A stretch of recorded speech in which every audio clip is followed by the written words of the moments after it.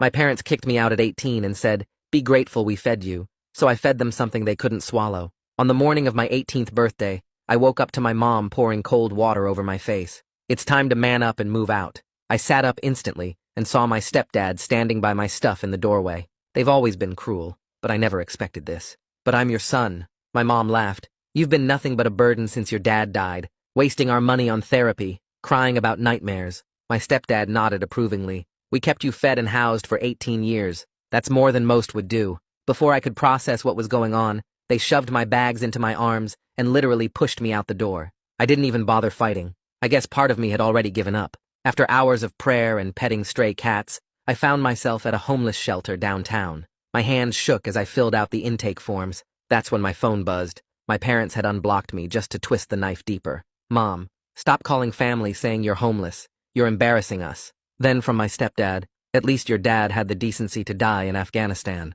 Facepalm emoji. I lost it. Right there in that plastic chair, I just broke down sobbing. The counselor, this tired-looking woman, touched my shoulder. "Honey, what's wrong?" I showed her the texts. She was reading them when her eyes drifted down to my intake form. Her whole body went rigid. "Wait," her voice came out strange. "Michael Krzyzewski? Your father died in Afghanistan?" "Yeah," I managed. "When I was 6. She gripped the edge of her desk. "Did you ever see the body? Attend a burial?" I stared at her in disbelief. "Excuse me, James, did anyone from the military ever visit after? Check on you?" Not really. No, I don't know. Wait, why are you asking me this?" Her hands click-clacked on her Chromebook. After 30 seconds, her face went white. "James, your father didn't die in Afghanistan." My chest tightened. "What?" "He's at Palmer V, a psychiatric ward. He's been there for 12 years. The fluorescent lights suddenly felt too bright. That's impossible. We had a funeral. I went to grief therapy for years." She looked me straight in the eyes. "You need to see your father.